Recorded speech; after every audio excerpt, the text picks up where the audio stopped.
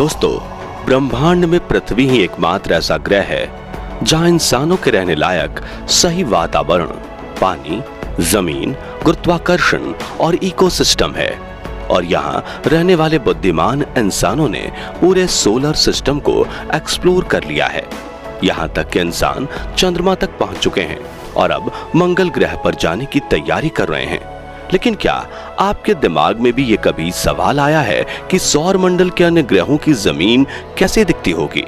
अगर हाँ, तो इस वीडियो को पूरा जरूर देखिए, क्योंकि आज हम आपको सोलर सिस्टम के सभी ग्रहों के रियल वीडियो और फोटोज दिखाकर बताएंगे कि आखिर उनकी जमीन कैसी है और क्या वहां पर भी मिट्टी है, पत्थर है, धातु है या कुछ और साथ ही ये भी जानेंगे कि क्या वहां पर भी वायुमंडल मौजूद है या नहीं। तो चलिए शुरू करते हैं। साथियों, हमारे सोलर सिस्टम में मरकरी, वेनस, अर्थ, मार्स, जुपिटर, सैटर्न, यूरेनस और नेपच्यून जैसे कुल 8 ग्रह हैं और उन सभी के कई चांद भी मौजूद हैं।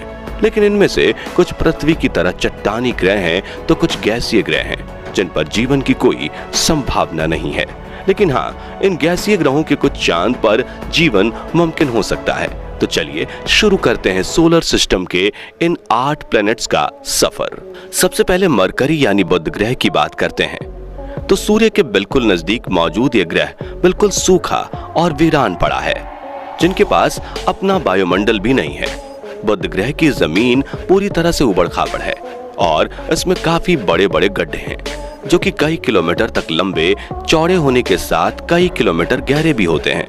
वैज्ञानिकों के अनुसार करोड़ों साल से अनगिनत क्षुद्र ग्रह और धूमकेतुओं की बुध ग्रह की सतह पर टक्कर होती रहती है, जिस वजह से इतने बड़े गड्ढे बने हैं। अगर आप बुध ग्रह की सतह को ध्यान से देखेंगे तो ये बिल्कुल हमारे चंद्रमा जैसी दिखेगी। बुध ग्रह का व्यास 4879 किलोमीटर है और इसकी सतह पर मिले सबसे बड़े गड्ढे का व्यास 1550 किलोमीटर है। सूरज के सबसे पास होने और वायुमंडल ना होने की वजह से बुध ग्रह पर तापमान का कोई नियंत्रण नहीं है। दिन के समय बुध ग्रह का तापमान 450 डिग्री तक पहुंच जाता है और रात को इसका तापमान गिरकर -176 डिग्री तक चला जाता है। यानी कि इंसान किसी भी वक्त बुध ग्रह पर कदम नहीं रख सकता। एक और इंटरेस्टिंग फैक्ट ये है कि बुध ग्रह का गुरुत्वाकर्षण पृथ्वी के गुरुत्वाकर्षण का सिर्फ 38% है। यानी अगर पृथ्वी पर आपका वजन 100 किलो है तो वह बुध पर 38 किलो ही होगा। चलिए अब बात करते हैं सौर मंडल के दूसरे ग्रह वीनस यानी शुक्र की, जिसे सोलर सिस्टम का सबसे गर्म प्लेनेट कहा जाता है। ऐसा इसलिए क्योंकि भले ही बुध ग्रह सूरज से ज्यादा नजदीक हो, लेकिन उसके पास खुद का वायुमंडल ना होने की वजह से उसकी सतह पर सूर्य की गर्मी टिक नहीं पाती। लेकिन शुक्र ग्रह के पास अपना वायुमंडल है जो कई किलोमीटर मोटी सल्फ्यूरिक एसिड के बादलों की परत से ढका हुआ है।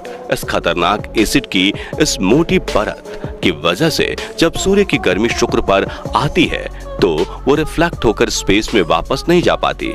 इसके अलावा शुक्र ग्रह के वातावरण में 96% कार्बन डाइऑक्साइड है जो ग्रीन हाउस इफेक्ट पैदा करता है।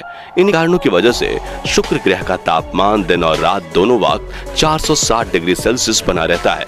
ग्रह पर मौजूद सल्फ्यूरिक एसिड के बादलों की वजह से इसकी सतह दिखाई नहीं देती, लेकिन ग्रह पर मौजूद बड़ी बड़ी चट्टानों और ज्वालामुखियों के ऊपरी हिस्से को देखा जा सकता है। अमेरिकी स्पेस एजेंसी नासा के मुताबिक शुक्र पर 20 किलोमीटर से बड़ी 1000 से ज्यादा ज्वालामुखी मौजूद है, जिनमें से कई ज्वालामुखियां सक्रिय हैं। इसी वजह से शुक्र ग्रह की सतह का 60% हिस्सा इन ज्वालामुखियों से निकली लावा और बाकी 40% हिस्सा चट्टानों से बना हुआ है। वेनस प्लेनेट पर एटमॉस्फेरिक प्रेशर पृथ्वी से 92 गुना अधिक है, जिस वजह से यहाँ चलना भी मुश्किल है। और अगर इंसान ने नंगे पैर शुक्र पर कदम रख दिए तो सतह पर मौजूद लावा और गर्म चट्टानों की गर्मी से उसका शरीर कुछ ही पलों में जलकर राख हो जाएगा। शुक्र के बाद पृथ्वी तीसरे नंबर पर आती है, जिसकी सतह तो हम रोज देखते हैं। इसलिए चलिए सीधा चलते हैं पृथ्वी की चंद्रमा पर, जो पृथ्वी के अलावा सोलर सिस्टम की इकलौती ऐसी सतह है जहां पर इंसान कदम रख चुके हैं। चंद्रमा की सतह काफी ऊबड़ खाबड़ है और इस पर कई बड़े बड़े गड्ढे भी मौजूद हैं। चांद के पास खुद का वायुमंडल नहीं है, इसलिए यहाँ इंसान स्पेस सूट के बिना जीवित नहीं रह सकता। चलिए अब सफर को आगे बढ़ाते हैं और चलते हैं मार्स यानी मंगल ग्रह की सैर पर। पृथ्वी के बाद सूर्य से चौथे नंबर पर आने वाली इस प्लेनेट की सतह लाल रंग की है, इसलिए इसे रेड प्लेनेट भी कहा जाता है। दरअसल मंगल ग्रह की जमीन में काफी अधिक मात्रा में आयरन और अन्य धात्विक खनिज पाए जाते हैं और इसी आयरन का ऑक्सीकरण होने की वजह से यहाँ की सतह लाल है। मंगल ग्रह पर ठंडा और पतला वायुमंडल है, जिसकी वजह से सूरज की ज्यादातर गर्मी सतह से टकराकर फिर से अंतरिक्ष में चली जाती है और पानी ज्यादा देर तक लिक्विड फॉर्म में नहीं रह पाता। मंगल ग्रह पर आयरन की धूल से भरी आंधी के बवंडर चलते हैं। तापमान की बात करें तो सूर्य से दूर होने की वजह से मंगल ग्रह का औसत तापमान -55 डिग्री तक रहता है, वहीं इसका अधिकतम तापमान 30 डिग्री और न्यूनतम तापमान 130 डिग्री तक जा सकता है।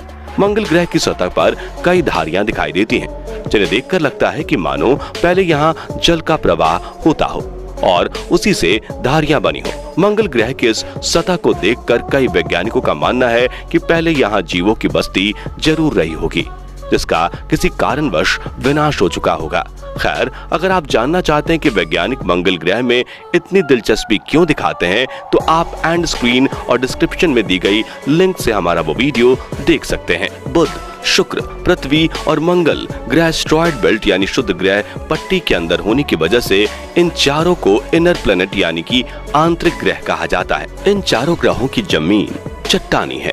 खैर चलिए अब सोलर सिस्टम के एस्टेरॉयड बेल्ट को पार करते हुए आउटर प्लैनेट्स यानी कि बाहरी ग्रहों पर चलते हैं। तो सबसे पहले आता है सौरमंडल का सबसे बड़ा प्लैनेट जुपिटर यानी बृहस्पति ग्रह।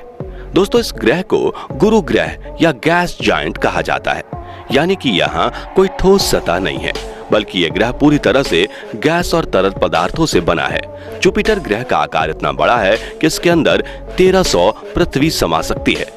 इसका वायुमंडल 1/4 हीलियम द्रव्य के साथ मुख्य रूप से हाइड्रोजन से बना हुआ है, जो हजारों किलोमीटर की गहराई तक फैला हुआ है, जो नजदीक से देखने पर तूफानी बादलों के रूप में दिखाई देता है।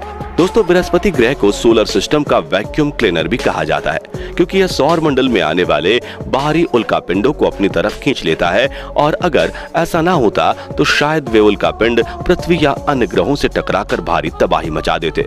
इसी तरह साल 1994 में एक बड़ा धूमकेतु पृथ्वी की तरफ आ रहा था, लेकिन बृहस्पति ने उसे अपनी ओर खींच लिया और एक भयंकर विस्फोट के बाद सब शांत कर दिया।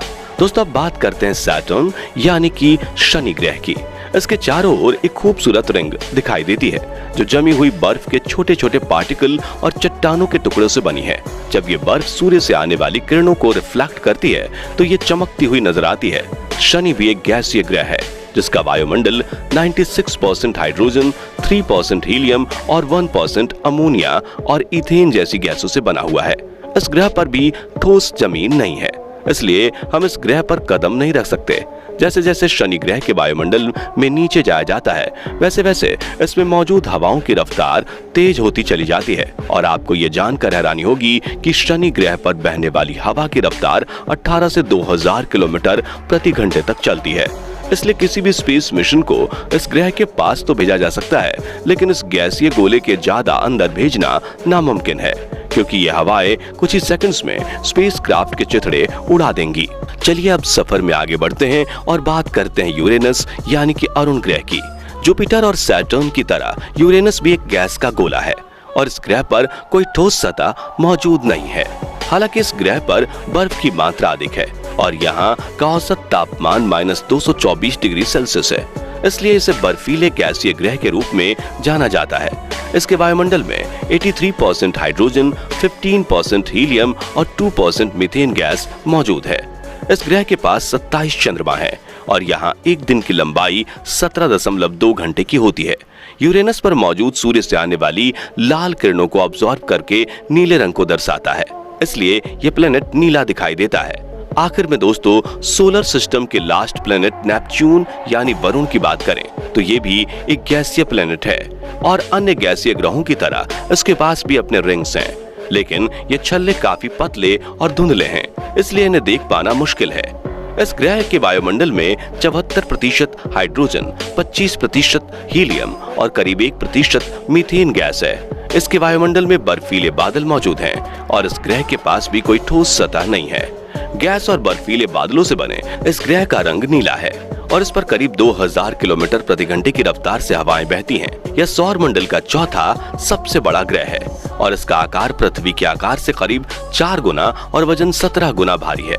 नेपच्यून के पास 13 ज्ञात चंद्रमा हैं, जिनमें से सबसे बड़ा मून ट्राइटन है, जिसे साल 1846 में अंग्रेजी खगोल शास्त्री विलियम लेसल ने खोजा था। तो दोस्तों, अगर आपको भविष्य में मौका मिले तो क्या आप पृथ्वी को छोड़कर मंगल ग्रह पर जाकर बसना चाहेंगे या नहीं?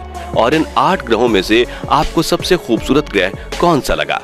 कमेंट करके जरूर बताइए। और वीडियो पसंद आया हो तो इसे लाइक और शेयर करने के साथ जानकारी से भरपूर ऐसे ही कमाल की वीडियोस देखते रहने के लिए हमारे चैनल को सब्सक्राइब करके नोटिफिकेशन बेल को जरूर प्रेस कर दीजिए। मिलते हैं आपसे अगले वीडियो में। धन्यवाद।